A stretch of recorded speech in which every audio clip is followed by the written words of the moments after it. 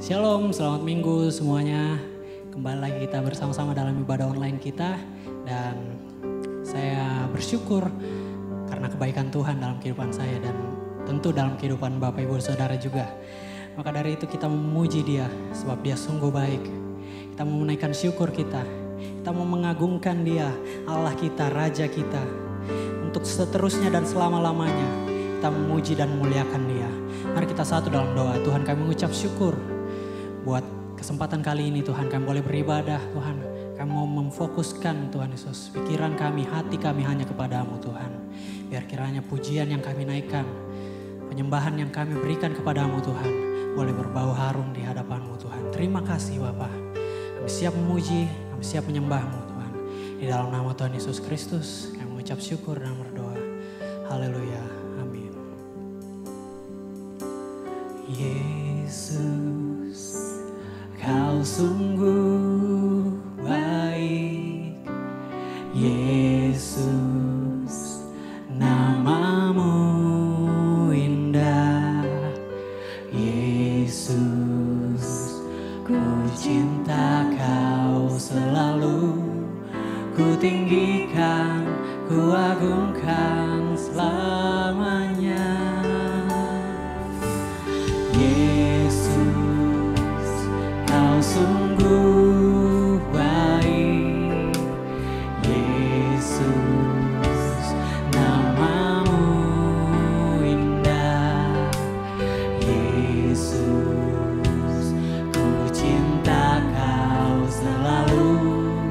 Ku tinggikan, ku agungkan selamanya.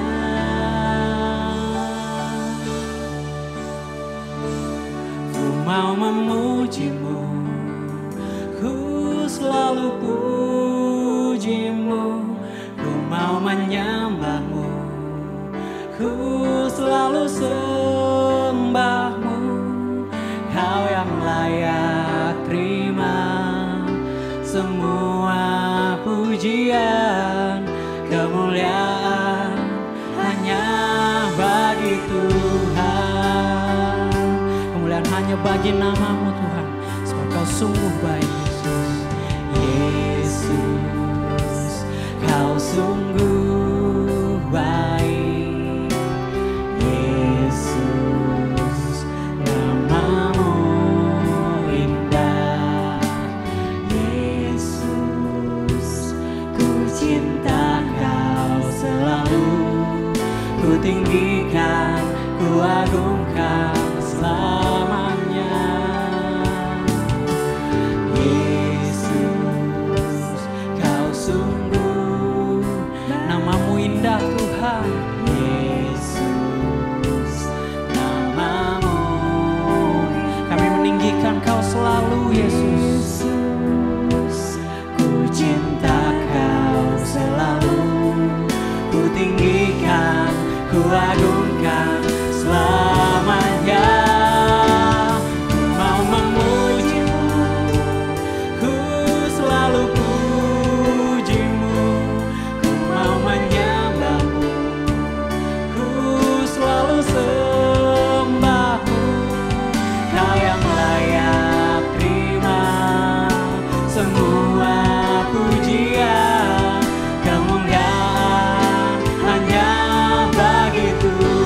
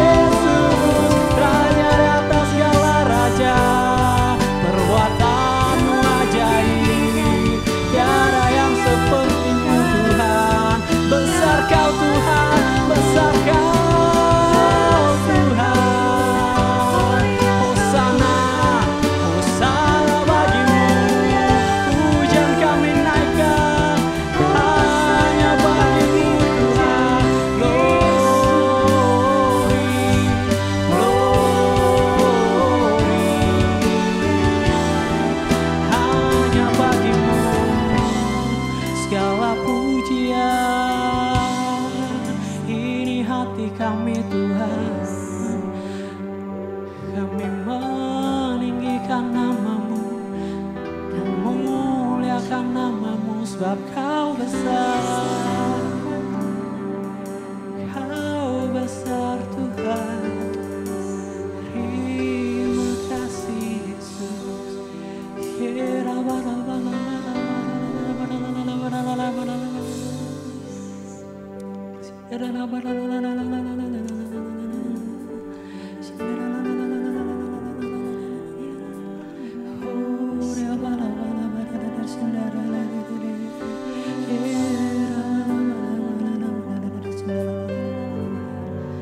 Dengan senap hati kami memuji-Mu Tuhan.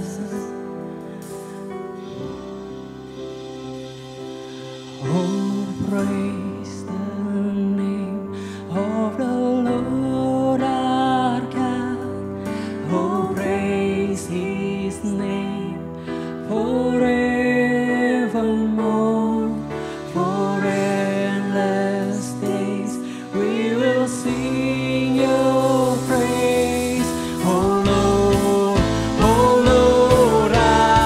oh praise the name.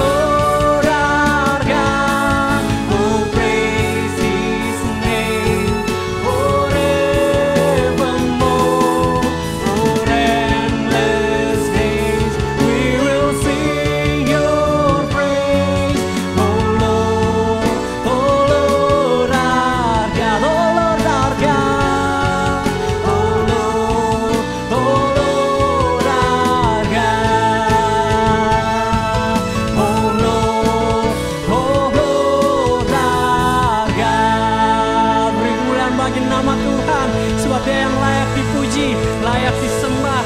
Yes, haleluya, haleluya. Ya Tuhan, terima kasih Tuhan, sebab Kau sungguh baik dalam kehidupan kami. Dengan apakah kami balas kebaikan-Mu Tuhan, kalau bukan dengan pujian penyembahan kami. Ini persembahan yang kami mau berikan kepadamu Tuhan. Pujian, penyembahan yang terbaik yang bisa kami bawa kepadamu Tuhan.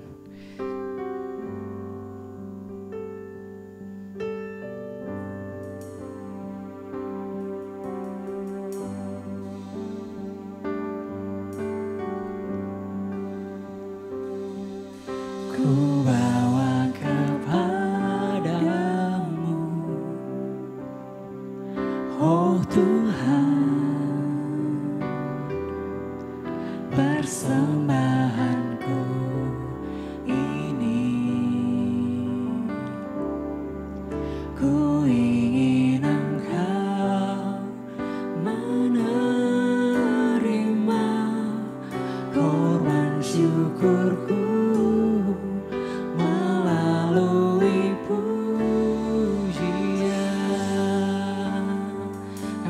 Persembahan kami hanya kepadamu. Ku bawa kepadamu, oh Tuhan, persembahanku ini. Ku ingin Engkau menerima korban syukurku melalui pujian.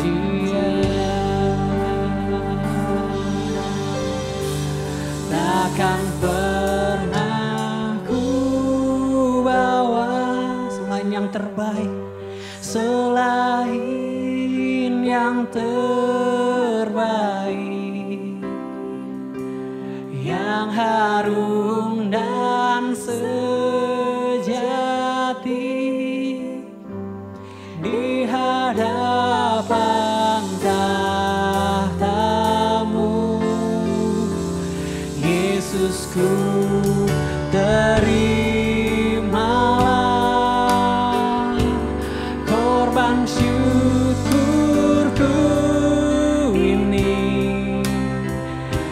yang mengalir di hatiku sebagai persembahanku. Ku bawa kepadamu persembahan kami ya Tuhan, oh Tuhan, persembahanku ini. Kami ingin Kau menerima Tuhan persembahan ini yang datang dari hati kami. Terima korban syukurku melalui pujian. Takkan pernah ku bawa hanya yang terbaik, yang terbaik, yang harum dan sejati di hadapan tahta-Mu. Yesusku, terima korban syukurku, korban syukurku ini yang mengalir di hatiku sebagai persembahan. Sekali lagi dengan senap hati. Takkan pernah ku bawa selain yang terbaik, yang harum dan sejati, sejati di hadapan tahta-Mu. Yesusku, terimalah korban syukurku ini yang mengalir di hatiku sebagai persembahanku, yang mengalir di hatiku sebagai persembahanku. Terima kasih Tuhan, terima kasih Tuhan untuk saat ini Tuhan. Sebentar lagi kami akan mendengarkan firman-Mu, berkati hamba-Mu, urapi mulut lidahnya Tuhan, menyampaikan isi hati-Mu buat setiap kami Tuhan. Dalam nama Tuhan Yesus Kristus kami siap mendengar. Haleluya, amin. Bapak Ibu Saudara, salah satu cara untuk kita memuliakan Tuhan juga adalah melalui pemberian kita. Tiba saatnya kita dapat memberi persepuluhan dan persembahan kita melalui transfer ke rekening yang tertera di layar Bapak Ibu, atau juga dengan men-scan kode QR yang ada di layar. Atau Bapak Ibu Saudara dapat membawanya ke kantor gereja pada hari kerja. Mari kita berdoa untuk persembahan kita. Bapa di surga, terima kasih bahwa Engkau selalu menyediakan segala yang kami butuhkan. Terima kasih bahwa Engkau selalu mencukupkan apa yang menjadi kebutuhan kami tepat pada waktunya. Terima kasih juga Tuhan untuk benih yang Kau berikan kepada kami, baik benih roti untuk kami makan maupun benih untuk kami tabur. Saatnya Tuhan kami akan menabur benih kami Tuhan, biar kiranya Engkau yang memberkati dengan limpah pemberian kami ini. Terima kasih Bapa, dalam nama Anak Yesus Kristus kami berdoa dan mengucap syukur. Amin. Shalom. Apa yang aku cari? Ini adalah sebuah pertanyaan yang sangat penting, yang banyak orang memikirkannya, menggumulkannya. Mencari sukses, mencari kebahagiaan, mencari arti hidup, kepuasan, signifikansi dalam hidup. Kita mencari itu. Bagaimana kita bisa sukses? Bagaimana kita bisa bahagia? Bagaimana hidup kita bermakna, hidup kita penting, kita mengalami fulfillment, kita mengalami kepuasan, kepenuhan. Nah, pertanyaannya adalah bagaimana? Ini adalah pertanyaan orang berabad-abad dan banyak orang kemudian telah mencobanya. Karena banyak orang telah mencobanya, maka kita bisa melihatnya, mengamatinya, menilai, dan mempelajarinya. Kalau kita lihat, orang mendambakan kesenangan, kebahagiaan, kepuasan. Salah satu yang sangat banyak dilakukan, yaitu melalui percabulan. Saya mungkin mengatakannya ini terlalu vulgar. Tapi ini saya ungkapkan dengan terus terang untuk membuat kita menjadi jelas. Mau dengan bahasa yang diperhalus apa saja, tapi isinya tentang percabulan. Dari generasi ke generasi, hampir semua orang mencoba hal ini. Apalagi sekarang, percabulan ini dieksploitasi oleh industri yang kemudian menjadi sangat subur karena adanya media sosial, sehingga percabulan yang dieksploitasi ini melahirkan fantasi yang mendorong banyak orang kemudian mengidam-idamkan dan pengen melakukan, bahkan candu, bahkan terikat untuk terus melakukan. Percabulan itu demikian kuatnya dieksploitasi oleh industri, bahkan ketika kita tidak mencari pun, pornografi percabulan itu bisa menghampiri HP kita, gadget kita, bisa menghampiri email kita, bisa menghampiri komputer kita. Karena memang ini menjadi sebuah bisnis yang besar. Sehingga daya tarik percabulan, pornografi ini sangat kuat. Menggoda dan menarik sekali. Akhirnya orang kemudian mengejarnya. Orang kemudian terobsesi untuk percabulan dan pornografi. Variasinya banyak sekali. Sehingga istilah-istilahnya pun macam-macam. Ya, ada perselingkuhan, ada yang kemudian selingkuh diartikan yang lebih lucu, selingan indah, keluarga utuh misal. Semua itu mencoba dibuat menjadi cair. Sepertinya itu hal biasa. Ya. Kemudian ketidaksetiaan kita kepada pasangan kita, kemudian kita coba cairkan dengan istilah-istilah yang lain. Misal teman tapi mesra dan sebagainya. Tapi intinya bahwa orang digiring, orang dimasukkan ke dalam arus yang besar tentang percabulan dan pornografi. Obsesi seksual yang terus membombardir kehidupan manusia. Akibatnya kemudian orang melakukannya. Coba perhatikan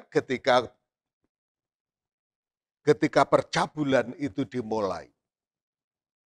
Selalu dimulai dari hal yang kecil.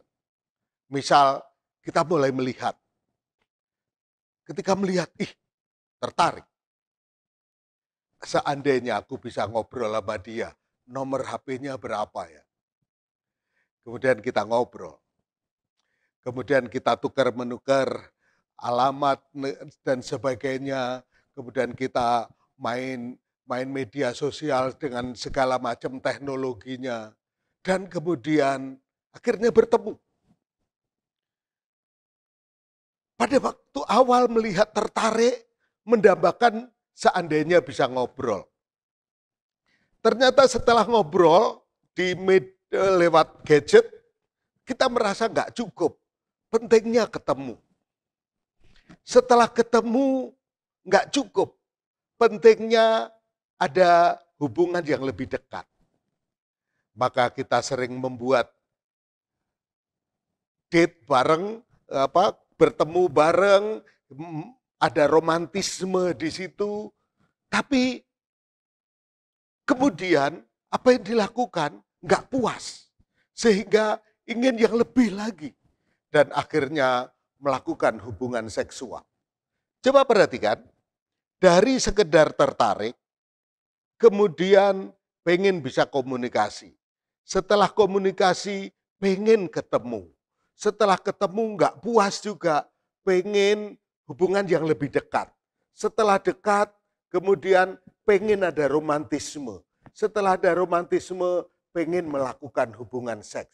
Dan setelah melakukan hubungan seks, sesuatu yang sebetulnya tidak dibenarkan karena bukan pasangan yang resmi,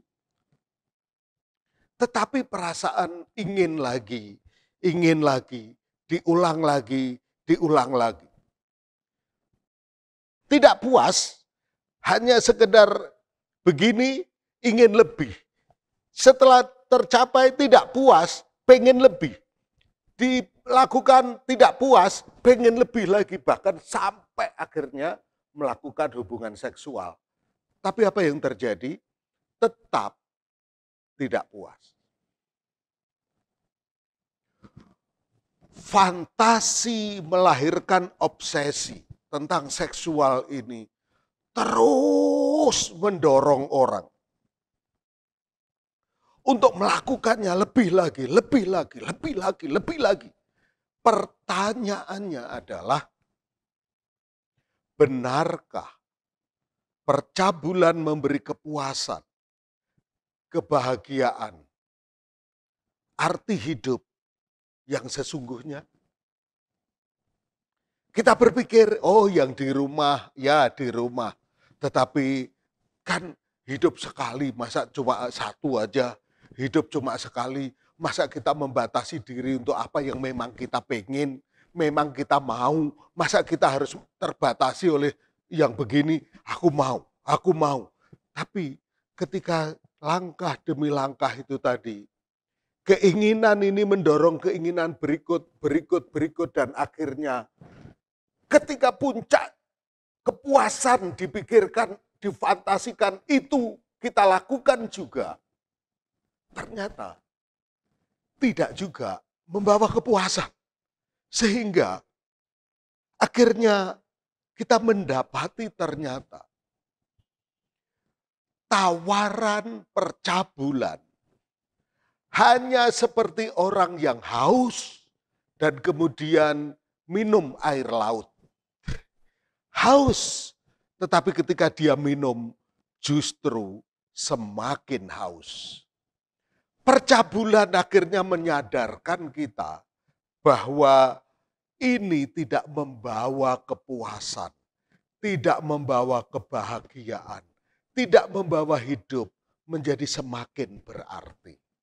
Dan akhirnya berapa banyak orang yang melakukan pornografi percabulan, mereka tidak tahu keluar dari sana, tetapi mereka merasakan frustrasi karena ternyata hal tersebut tidak mendatangkan kebahagiaan, makna hidup, signifikansi, dan kepuasan di dalam hidupnya.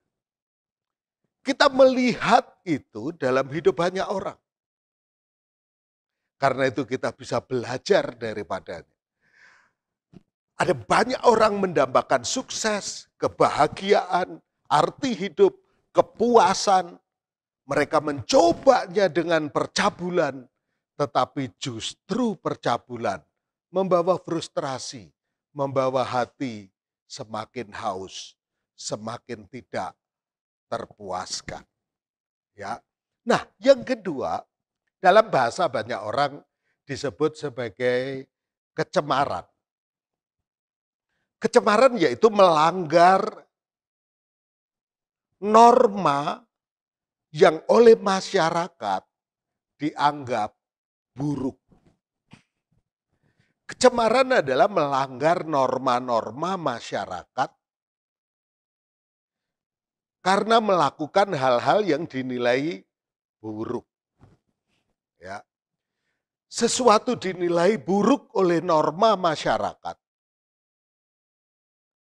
Karena itu masyarakat memandang rendah hal tersebut.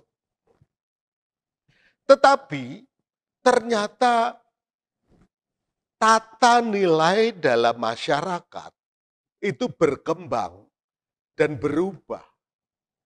Akhirnya ada banyak norma yang dulu dianggap buruk, tapi sekarang dianggap biasa saja. Saya ingat waktu saya kecil, satu kali ada seorang anggota masyarakat di desa saya, dia biasanya pergi keliling kemana-mana mengikuti satu grup budaya begitu. Nah, dia seorang pria yang berpembawaan gemulai. Berpembawaannya gemulai begitu. Dan saya ingat sekali pada waktu itu, kalau dia pulang, dia sulit untuk bergaul dengan masyarakat. Ada perasaan tidak nyaman di tengah-tengah masyarakat. Karena dia seorang pria, tetapi gemulai begitu. Ya. Itu dulu pada waktu saya masih kecil. Tetapi 10, 20, 30, 40 tahun kemudian, justru keadaan seperti ini mulai mengisi ruang-ruang publik.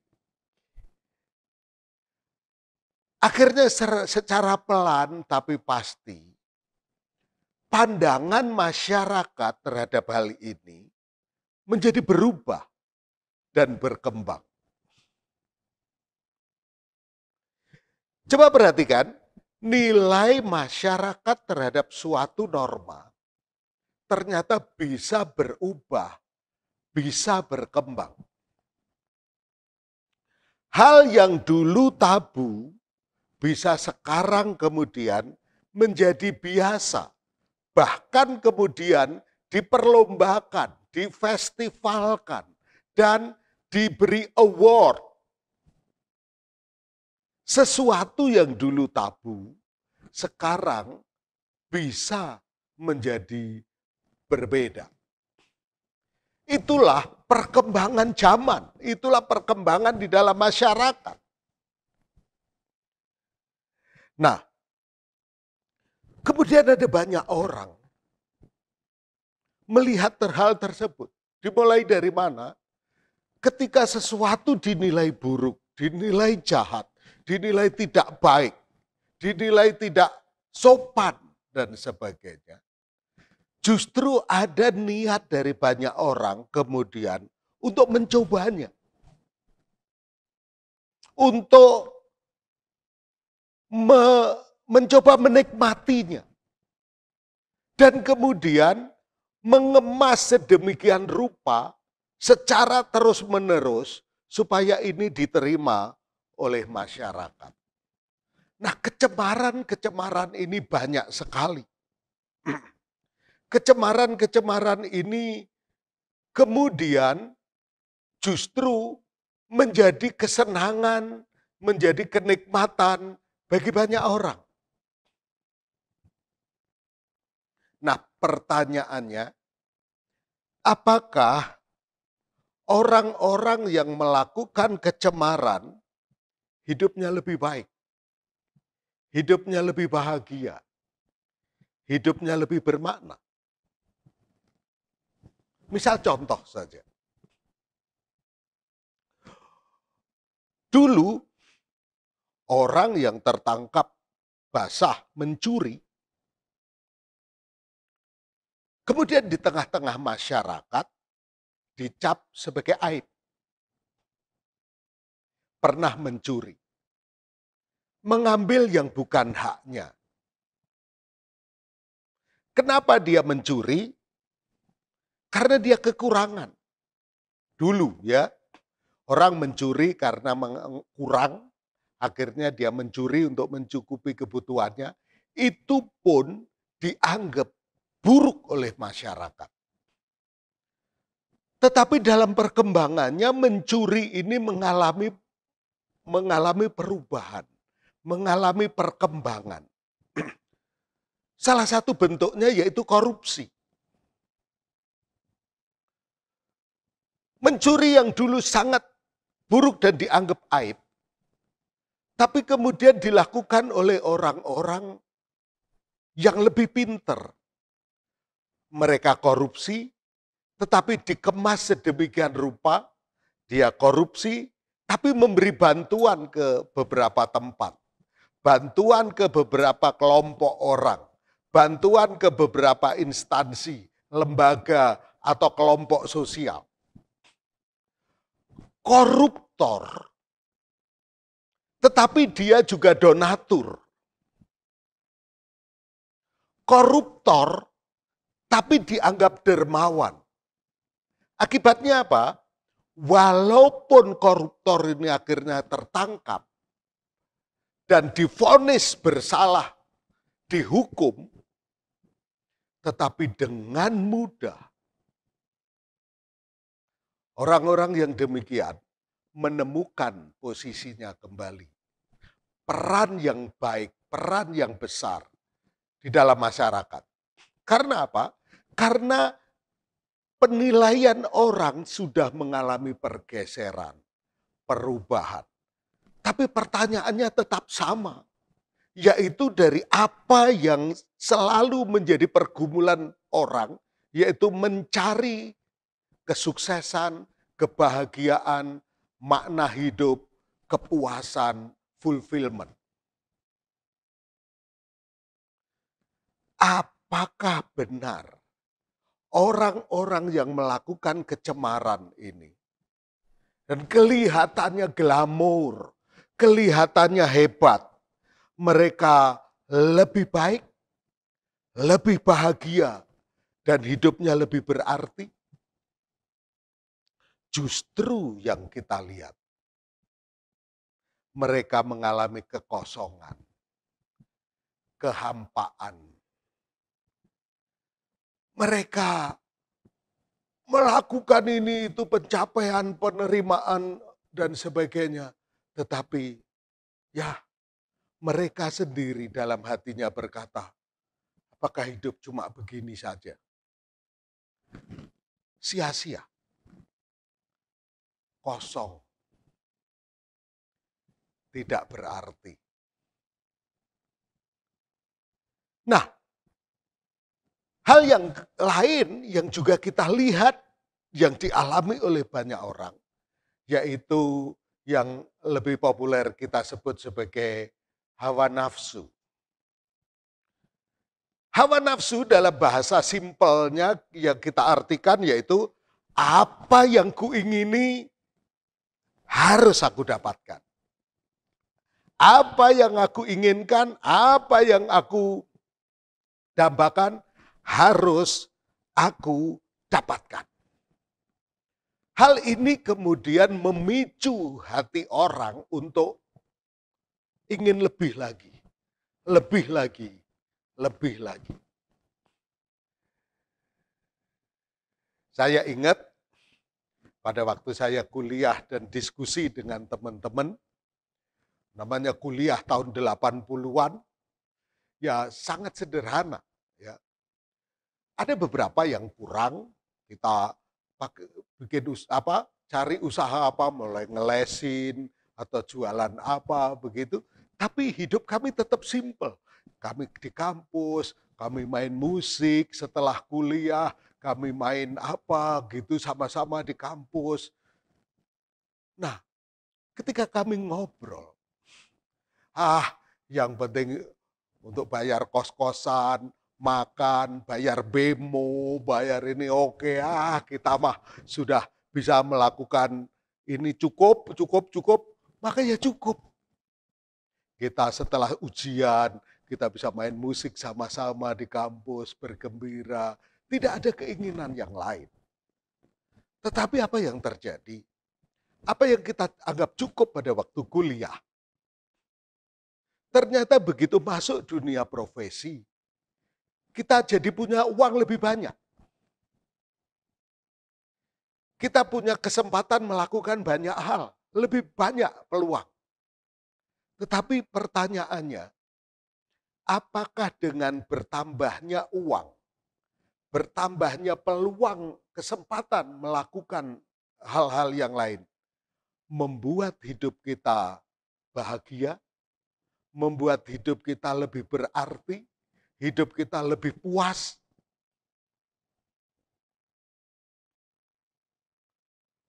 Sehingga banyak orang berpikir, kita kalau ngamatin ya, ada orang bisa beli makanan yang sangat enak. Tapi nikmat makan belum tentu dialami oleh yang bisa beli makan enak. Cobalah kita keluar menemui orang-orang yang sederhana dan mereka sedang makan siang setelah bekerja keras.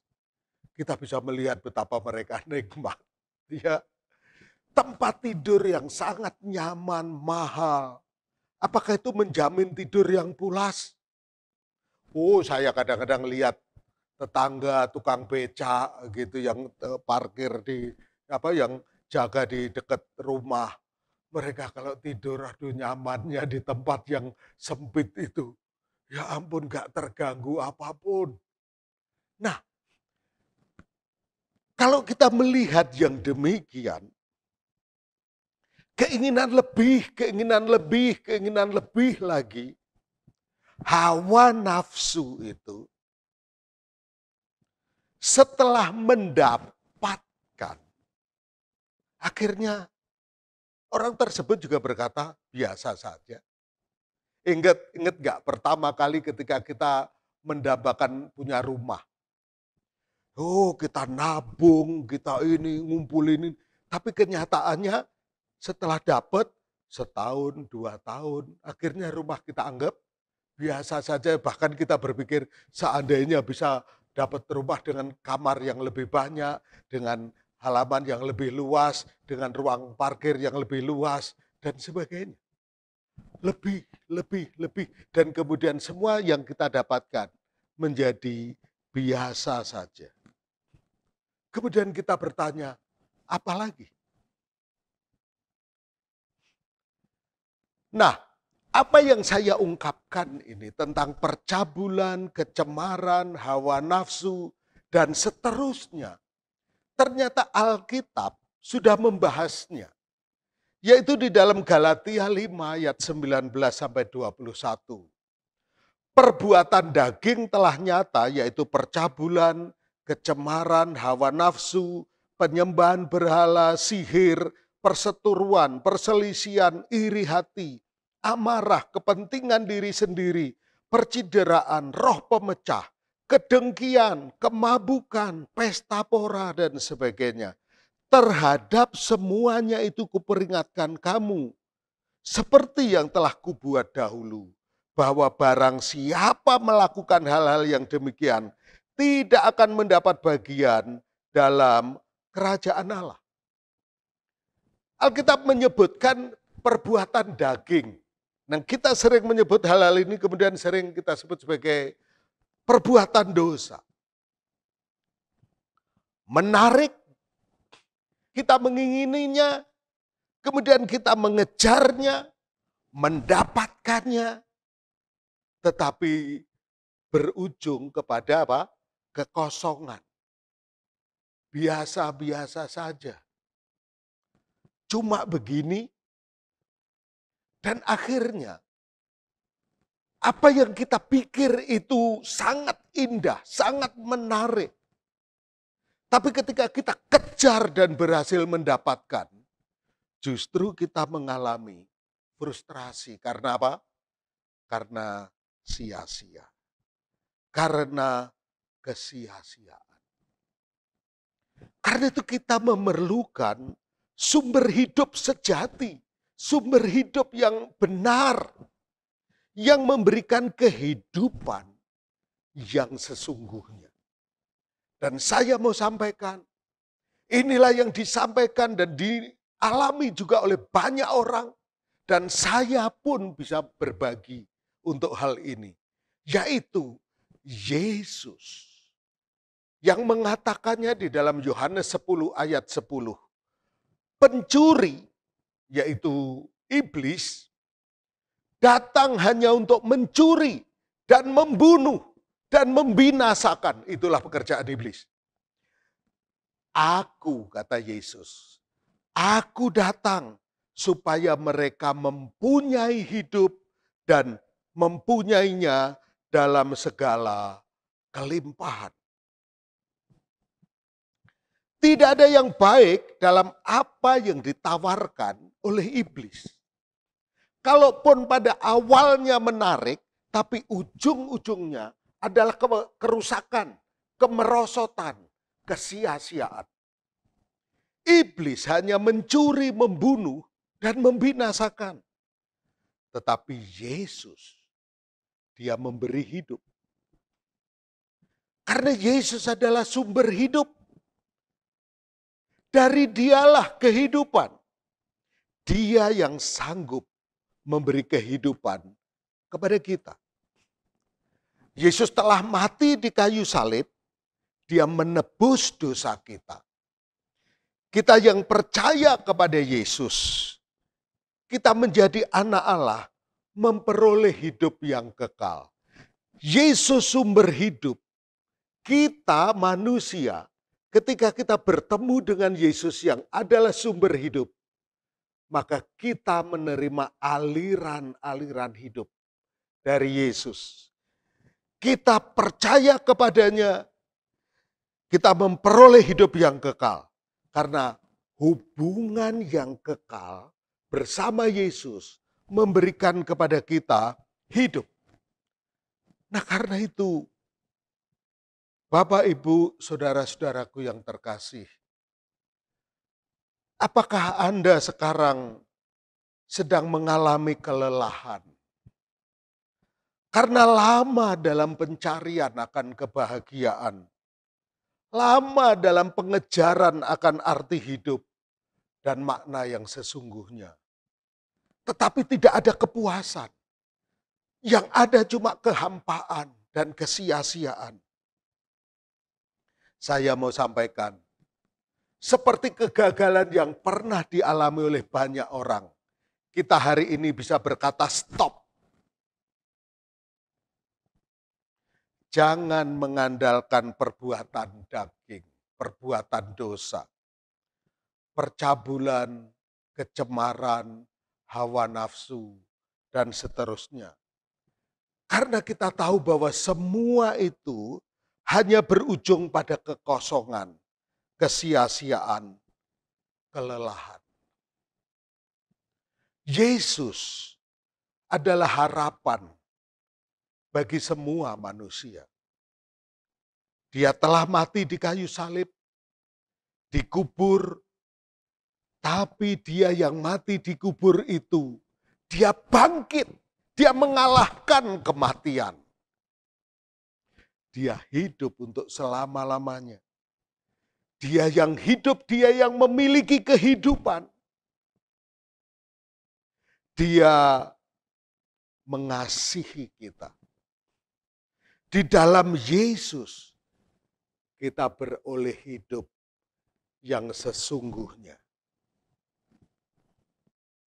Karena itu, 1 Yohanes 5 ayat 11-12 mengatakan, dan inilah kesaksian itu. Allah telah mengaruniakan hidup yang kekal kepada kita. Dan hidup itu ada di dalam anaknya. Anaknya itulah Yesus. Barang siapa memiliki anak, barang siapa memiliki Yesus, ia memiliki hidup. Barang siapa tidak memiliki anak, ia tidak memiliki hidup. Karena itu, dalam kesempatan ini, saya mau sampaikan dari hati saya yang mengasihi. Yesus melihat Bapak Ibu Saudara, dan Yesus sangat mengasihi Bapak Ibu Saudara. Stop dari mencoba mencari kepuasan melalui perbuatan dosa. Tetapi pilihlah apa yang benar, yaitu dengan percaya Yesus. Karena Yesus telah mati di kayu salib dan dikuburkan. Namun dia telah mengalahkan kuasa kematian dengan dia bangkit. Dan dia hidup untuk selama-lamanya. Bagaimana caranya menerima Yesus, percaya Yesus? Yaitu dengan menerima dia. Mengakui dia, menyatakan dengan mulut kita bahwa kita percaya. Dan dalam kesempatan ini, dengan senang hati, saya ingin membimbing Bapak Ibu Saudara yang ingin menerima Yesus menjadi sumber kehidupan yang menjawab kekosongan, kehampaan dan kesia-siaan itu dengan arti hidup yang sesungguhnya, yaitu di dalam Yesus. Mari kita berdoa dan secara pelan tirukan saya berdoa dengan sungguh-sungguh dari hati yang paling dalam. Tuhan Yesus, saya sadar perbuatan dosaku yang banyak tidak membawa aku kepada hidup yang lebih baik, bahagia, dan bermakna. Justru membawa aku kepada kelelahan, kehampaan, dan kesia-siaan. Karena itu Tuhan Yesus, aku datang kepadamu. Ampunilah semua dosaku. Aku percaya kepadamu.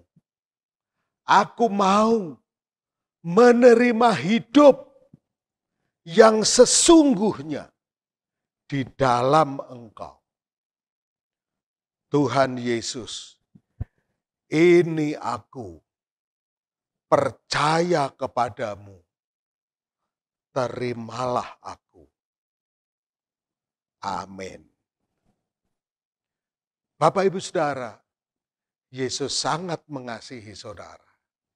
Mari terus bertumbuh dalam anugerah-Nya. Tuhan memberkati. Mari kita bangkit berdiri dan kita angkat tangan kita untuk berdoa. Kiranya berkat dari Allah Bapa, kasih sayang Tuhan Yesus Kristus, dan kuasa Roh Kudus terus memimpin, menyertai kita dan memberkati kita. Mulai saat ini sampai selama-lamanya. Amin. Amin. Tuhan Yesus memberkati. Sampai jumpa kepada episode yang berikutnya. Haleluya.